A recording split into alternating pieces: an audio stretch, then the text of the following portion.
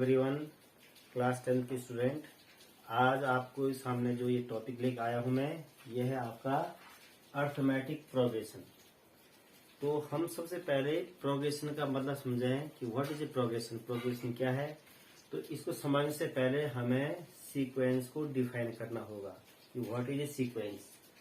तो सीक्वेंस किसे कहते हैं ये आपको समझना बहुत जरूरी है। पहले सीक्वेंस कहते हैं an arrangement of number in some definite order according to some definite rule. यानी कि अगर हम जो है नंबर्स का एक ऐसा ऑर्डर बनाएं कि जिसमें कुछ क्या हो, डेफिनिट रूल्स अप्लाई हो रहे हों और किसी डेफिनिट पैटर्न में उसको लिखा गया हो, तो उसको हम सीक्वेंस कहेंगे। जैसे आप यहाँ पे देख रहे हैं कि 3, 6, 9, 12, तो एक डेफिनिट पैटर्न में लिखा गया है कि पहले 3 है, फिर 6 है, फिर 9 है। तो यानी कि इसके बीच सब में 3 का गैप है। एक डेफिनेट ऑर्डर में जो हो उसको हम सीक्वेंस कहते हैं। अब बात है अर्थमेटिक प्रोग्रेशन की। What is arithmetic progression. Arithmetic progression को हम जो है एपी कहते हैं। शॉर्ट में क्या कहते हैं, इसे एपी कहते हैं। अर्थमेटिक प्रोग्रेशन मतलब हुआ एपी। तो an AP is list of number, an AP is list of number in which each term obtained by adding और subtracting any fix term in its preceding term. यानी किसी भी term में हम जो है एक फिक्स क्वांटिटी या तो ऐड करें और ऐड करते करते उसको जो है बढ़ाते जाए आगे, या फिर सब्ट्रैक्ट करें, सब्ट्रैक्ट करते करते उसको आगे जो है कैरी करें। तो उस जो सीरीज बनेगी उसका नाम हो जाएगा अर्थमेटिक प्रोग्रेशन। कहीं इसको अर्थमेटिक सीरीज भी कहा जाता है और कहीं कहीं अर्थमेटिक प्रोग्रेशन भी कहा जाता है। तो यहाँ पे हम इसको अर्थमेटिक प्रोग्रेशन कह रहे हैं, चाहे आप अर्थमेटिक सीरीज कहिए चाहे अर्थमेटिक प्रोग्रेशन की। बात एक ही है, एक फिक्स नंबर या तो ऐड होते हुए आगे बढ़ेगा या तो एक नंबर जो है सब्ट्रैक्ट होते हुए आगे बढ़ता जाएगा। जैसे आप इसमें देख रहे हैं कि 3, 6, 9 पर कितना ऐड हो रहा है, 3 ऐड हो रहा है। तो यानी कि हम इसके बाद बता सकते हैं कि जैसे 4th नंबर पर 12 आ गया तो 5th नंबर 15 आएगा, फिर 18 आएगा, फिर 21 आएगा। यानी कि 3 का जो उसमें इंक्रीज होता जा रहा है। जैसे 62, 66, 70, 74, यानी कि इसमें भी क्या हो रहा है कि 62 में 4 ऐड हुआ तो 66, फिर 4 ऐड हुआ 70, फिर 4 ऐड हुआ 74। तो ये एक सीक्वेंस जैसे आगे बढ़ रही है कि 4 का इसमें इंक्रीज हो रहा है। तो ये एक क्या अर्थमेटिक प्रोग्रेशन है, अर्थमेटिक सीरीज भी इसको कह सकते हैं। ठीक, जैसे ये है -7, -9, -11, -13। यानी कि पहले -7 आया, फिर उसमें 2 सब्ट्रैक्ट हुआ, माइनस हुआ है 2, इंक्रीज नहीं हुआ, डिक्रीज हुआ है। तो -7 में -2 डिक्रीज हुआ तो -9, -10 में फिर 2 डिक्रीज हुआ यानी कि -2 किया तो -11, -13। तो कन्फर्म है कि इसके बाद जो है -15 आएगा, -17 आएगा। यानी कि आप इसको जो है सीरीज को पूरा कर सकते हैं।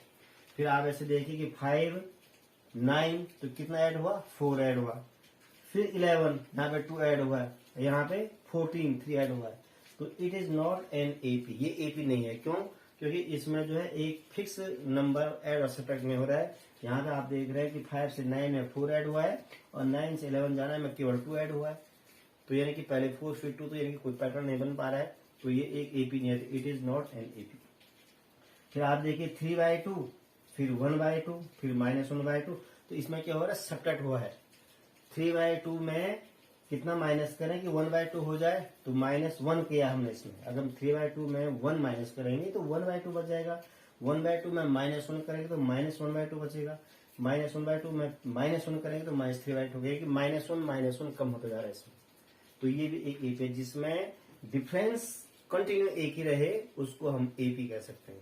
और जिसमें डिफरेंस अलग टर्म की भी अलग हो, वो एपी के अंदर नहीं आएगा। तो आप ये समझ गए होंगे कि अर्थमेटिक प्रोग्रेशन क्या होता है और सीक्वेंस क्या होता है। अब जो है बात यह है कि कोई एपी हम कैसे बना सकते हैं। तो एक जैसे आप ये समझ रहे हैं कि make an AP if nth term is n²-1। एक ऐसी सीरीज बनाइए, नंबर ऑफ सीरीज बनाइए जिसमें कि कोई फिक्स पैटर्न हो और उसका nth टर्म यानी कि nवें नंबर पे कोई भी टर्म है, दैट इज n²-1। तो सबसे पहले हम इसमें क्या करेंगे कि ये nth टर्म है, इसको हम an मान लेंगे। an = हुआ n²-1। अब इसमें हमें क्या करना है कि n की वैल्यू 1, 2, 3 रखते जानी है।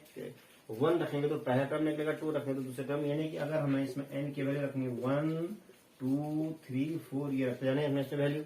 तो आप जो है n की वैल्यू 1 रखिए तो a1, तो 1 स्क्वायर माइनस 1 0, यानी कि पहला टर्म सीरीज का 0 हो जाएगा। फिर 2 रखिए आप तो a2, तो 2 स्क्वायर माइनस 1 होगा, तो 4 माइनस 1 3, तो दूसरा टर्म जो है 3 हो गया। फिर 3 रखिए आप तो तीसरा टर्म निकल जाएगा, तो 3 स्क्वायर माइनस 1, 3 स्क्वायर होगा 9, 9 माइनस 1 होगा 8। a4 रखिए तो 4 स्क्वायर माइनस 1, 4 स्क्वायर हुआ 16 और माइनस 1 करके हुआ 15। तो जो एपी बन रही है, सीरीज बन रही है नंबर की, वो क्या बन रही है 0, 3, 8, 15। अगर आपके स्टार्टिंग में 2-3 नंबर हो, मालूम चल गया आपको, उनके बीच का गैप आप देखेंगे इक्वल है तो एपी बनेगा। तो आप ऐसे करके और भी नंबर आगे बढ़ा सकते हैं। जैसे वे 0 है तो 3 है, इसमें कितना ऐड हुआ है 3, फिर कितना ऐड हुआ है 8 हुआ है, फिर 15। तो इसमें जो है गैप इक्वल नहीं है, गैप इक्वल है, इसमें नहीं गैप इक्वल, तो ये एक एपी नहीं बन पा रही है। तो आप इसमें देख सकते हैं कि it is not from an AP, इससे एपी नहीं बन पाएगी। तो इस प्रकार जो है आपको एपी जो है सीरीज तो बन गई, लेकिन ये एपी नहीं बन पाएगी। अब जैसे दूसरा एग्जांपल है कि nth टर्म है 2n माइनस 3/2, इसमें हमने सीक्वेंस बनानी है और फिर चेक करना है कि इस सीक्वेंस से अर्थमेटिक प्रोग्रेशन बनता है या नहीं बनता है। तो इसमें भी हम n की वैल्यू जो है 1, 2, 3, 4 रख जाएंगे। 1 रखेंगे तो पहला नंबर आएगा सीक्वेंस का, तो पहले हम रखें a1, पहला यानी कि n इक्वल टू 1 रखा, 2 इंटू 1 माइनस 3/2, तो कितना आया 2 माइनस 3/2, दैट इज माइनस 1/2, यानी कि सीक्वेंस का पहला टर्म माइनस 1/2 आया। लेकिन इससे अभी हमें सीक्वेंस का पता नहीं चल पाएगा, कम से कम 3 टर्म तो होने जरूरी है, तभी जाके हम पैटर्न पता कर पाएंगे कि डिफरेंस उनके बीच इक्वल है या नहीं है। दूसरा टर्म a2, 2, तो आपने क्या करना है कि n की जगह 2 रखना है, माइनस 3/2, तो 4 माइनस 3/2, तो 1/2 आया। पहला टर्म है माइनस 1/2, दूसरा है 1/2। अभी भी सीक्वेंस का पता नहीं चल पाएगा क्लियर कि ये एपी होगा या नहीं होगा। थर्ड टर्म निकालना जरूरी है, 2 इंटू 3 माइनस 3/2, 6 माइनस 3/2, 3/2, तो 3 टर्म निकल गए। इनको एक साथ लिखिए आप, माइनस 1/2, 1/2, 3/2। अब आप देखिए कि ये एक सीक्वेंस बन रहा है, इसमें कितने का डिफरेंस है 1 का डिफरेंस है, 1 इंक्रीज हो रहा है।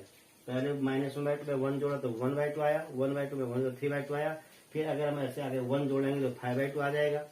तो इस प्रकार जो है 7/2, 9/2 ये आगे बढ़ता जाएगा, तो एक एपी बन जाएगा, इट फॉर्म एन एपी। अब जैसे कोई एपी हो गया है, अर्थमेटिक प्रोग्रेशन रेडी हो गया है, पता चल गया कि ये अर्थमेटिक प्रोग्रेशन है। जैसे ये देखिए कि 3, 6, 9, 12 ये एक अर्थमेटिक प्रोग्रेशन है, इसमें 3 का गैप है। चौथा टर्म इसका 12 है, 4 टर्म 12 है। अगर हमें इसका 5वां निकाल तो 15 होगा, अगर हमें 20वां निकालना है तो बढ़ाते जाएंगे। तो जहां तक 15-20 टर्म की बात है तो हम तो ऐड करके निकाल लेंगे, लेकिन कहीं पे आपको जो है 50वां टर्म निकालना है, 38वां टर्म निकालना है, तो कितनी लंबी सीरीज हो जाएगी, आप जो है चीज को सोचिए, यानी कि बहुत ज्यादा कैलकुलेशन हो जाएगी। तो एक हम जो है डायरेक्ट फॉर्मूले से किसी भी अर्थमेटिक प्रोग्रेशन का कोई भी टर्म कैसे निकालना है उसको हम फाइंड कर सकते हैं। यानी कि nth टर्म ऑफ एपी, तो इसके लिए फॉर्मूला है an equal to a plus n minus 1 into d, ये फॉर्मूला है। तो आपने इसमें से कोई भी टर्म निकाल सकते हैं। a का मतलब हुआ सीरीज का पहला टर्म, d का मतलब हो गया डिफरेंस, n का मतलब की नंबर ऑफ टर्म। जैसे पहला एग्जांपल है 3, 6, 9, 12 का, अगर हमें इसका 10वां टर्म निकालना है, 3, 6, 9, 12 कौन सा निकालना है 10वां, 4 तो पता है हमें, फिर 15 होगा, फिर 18 होगा, 10वां निकालना है, लेकिन बिना कैलकुलेशन निकालना, डायरेक्ट निकालना है कि सीधा हम 10वें तक पहुंचेंगे। तो हमें क्या करना है कि इस फॉर्मूले का यूज करना है। तो यहाँ पे an लिखा है तो हम a10 लिख देंगे 10वां निकालने के लिए। a प्लस a माइनस 3 हो गया, n 10 रखना है कि 10वां टर्म निकाल रहा है माइनस 1, और d मीन्स इनका डिफरेंस, तो प्रत्येक का डिफरेंस कितने का डिफरेंस है 3 का डिफरेंस है, तो इंटू 3 की जो d है इंटू में है।